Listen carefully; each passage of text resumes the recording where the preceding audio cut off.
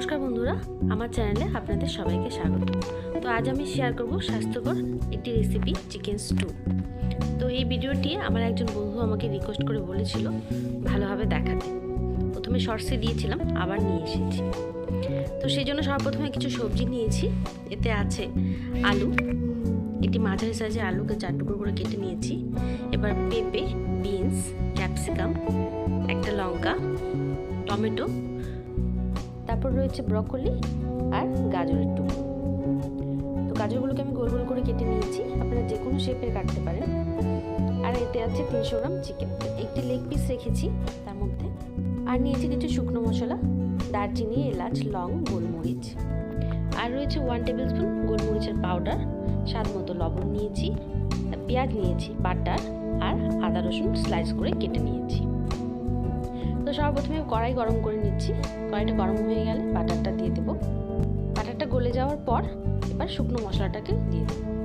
এই শুকনো মশলাটাই কিন্তু স্টুর মধ্যে একটা ঝাঁঝালো ভাব নিয়ে আসবে, যার জন্য স্টুতে অনেকেই লঙ্কা ইউজ করেন না। আমি তবুও একটা দিয়েছি, আমার ভালো লাগে। আপনারা চাইলে দিতে পারেন, নাও দিতে পারেন।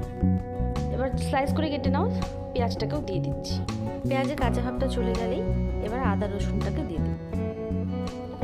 তো মশলাগুলোকে অনেকে একবারই দিয়ে দেন, একবারে না দিয়ে যদি এক এক করে দেওয়া যায় 5 মিনিট করে ভেজে ভেজে, তাহলে কিন্তু রেসিপির টেস্টটা খুব সুন্দর হয়। তো এবার চিকেনটাকে দিয়ে উল্টে পাল্টে চিকেনটাকেও 5-7 মিনিটের মতন ভেজে নেব লো ফ্লেমে। তো দেখুন চিকেনটাও সাদা ভাব হয়ে এসেছে। তো অনেকে কিন্তু বাটারের জায়গায় সাদা তেল ইউজ করেন। সাদা তেলে কিন্তু বাটারের যে ফ্লেভারটা আসে সেটা কিন্তু আসবে। এবার আমি সবজিটাকে দিয়ে দিচ্ছি। সবজিকেও আবার এই চিকেনের সাথে কিছুক্ষণ ভেজে নেব। জাস্ট লাইট ফ্রাই করে নিতে হবে। এই পুরো রেসিপিটাই কিন্তু আমি মিডিয়াম ফ্লেমে করব, নাহলে কিন্তু সবজিগুলো পুড়ে যাবে। এবার লবণটা দিয়ে দিচ্ছি, তারপর দিয়ে দেব গরম জল। স্টুতে কিন্তু অবশ্যই গরম জল ইউজ করতে হবে, ঠান্ডা জল ইউজ করলে কিন্তু পানসে হয়ে যায়। তো 300 গ্রাম চিকেন স্যুপের জন্য আমি 3 গ্লাস জল নিয়েছি। জলটা একটু বেশি নিয়েছি, সামান্য কম বেশি হলে টেস্টের মধ্যে কোনো তফাৎ হবে না, কারণ চিকেন আর সবজিটা বয়েল হতে গিয়ে জলটা অনেকটা কমে আসবে। এবার এটাকে ঢেকে দেব। 15 মিনিট পর চেক করে নিচ্ছি চিকেনটা বয়েল হয়েছে কিনা। চিকেন বয়েল হয়ে গেছে, সবজিগুলো বয়েল হয়ে গেছে।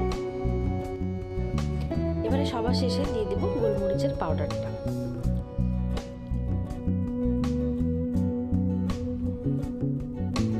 তারপর গ্যাসের ফ্লেম বন্ধ করে ক্লোজ আপ করে দেখাচ্ছি। দেখুন কত ডিলিশিয়াস হয়েছে চিকেন স্টু এর এই রেসিপিটি। এবার এটাকে গরম গরম ধোয়া ওঠা অবস্থায় পরিবেশন করুন। বাড়ির সবাই এটাকে চেটে পুটে খাবে, আর সেকেন্ডের মধ্যেই কিন্তু এই রেসিপিটা শেষ হয়ে যাবে। আর ভিডিওটি ভালো লাগলে আমার চ্যানেলটিকে সাবস্ক্রাইব করতে ভুলবেন না। আর অবশ্যই লাইক দিয়ে বেল আইকনটাকে প্রেস করে দেবেন, তাতে যখনই আমি কোনো ভিডিও ছাড়বো সবার প্রথমে আপনার কাছে পৌঁছে যাবে। দেখুন চিকেনটা হাড়ের থেকে কীভাবে ছেড়ে দিয়েছে, খুব সুন্দর বয়েল হয়েছে। অবশ্যই একবার এই চিকেন স্টু রেসিপিটি বাড়িতে ট্রাই করবেন, আমাকে কমেন্ট বক্সে জানাবেন যে কেমন হয়েছে। আবার ফিরে আসবো এরকমই একটি ডিলিশিয়াস রেসিপি নিয়ে। সবাই ভালো থাকবেন, সুস্থ থাকবেন।